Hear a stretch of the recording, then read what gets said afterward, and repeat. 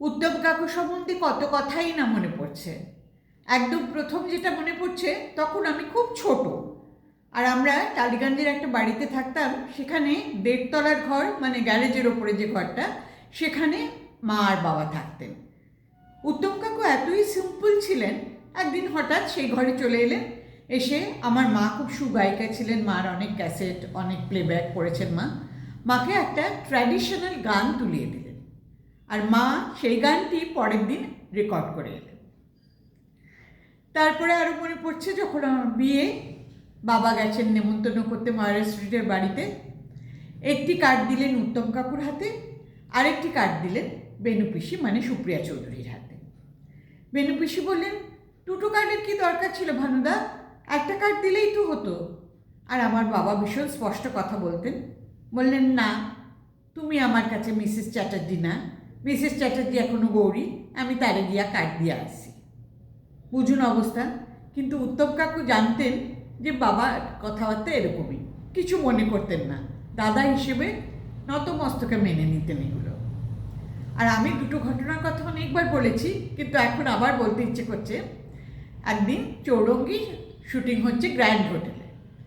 তো ঘরে বসে উত্তম কাকু যে শটটা দিতে যাবেন পরে, সেটা প্র্যাকটিস করছেন। আর উত্তম কাকু যখন মনোযোগ দিয়ে খুব করতেন, তখন লক্ষ্মী টেরা হয়ে যেতেন, কি মিষ্টি যে লাগতো দেখতে। আর আমার অবস্থা বুঝুন, আমি তো তখন উত্তম কুমারকে দেখছি, উত্তম কাকুকে দেখছি না। এই প্রসঙ্গে আরেকটা কথা মনে পড়লো। একবার একটা প্রদর্শনী ক্রিকেট ম্যাচ হয়েছিল, সেখানে বসে আছেন সাদা শার্ট প্যান্ট পরে উত্তম কুমার, বুঝতেই পারছেন কেমন দেখাচ্ছে। আর আমি তো মুগ্ধ নেত্রে তাকিয়ে আছি।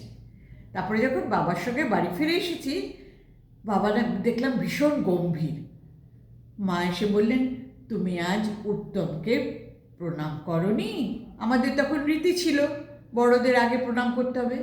প্রণাম করব কি, তখন কি আমি উত্তম কুমারকে দেখছি নাকি? উত্তম কুমারকে দেখছি তো, উত্তম কাকুকে তো দেখছি না, ভুলে গেছি প্রণাম করতে। আরও জানেন, উত্তম কাকু প্রণামের কথা মনে পড়লো, উত্তম কাকু বাবাকে খুব প্রণাম করতে। তখন তো প্রণাম করা আমাদের মধ্যে খুব রীতি ছিল। বিজয়ার দিন, পয়লা বৈশাখে, কোনো একটা শুটিং করতে যাওয়ার আগে। আর বাবা না আলতো করে গালে আদর করতেন, আর উত্তম কাকু কি সুন্দর করে মিষ্টি করে গালটা বাড়িয়ে দিতেন। আরও এরকম অনেক গল্প আছে, যখন সময় সুযোগ পাবো আপনাদের সঙ্গে শেয়ার করে নেব।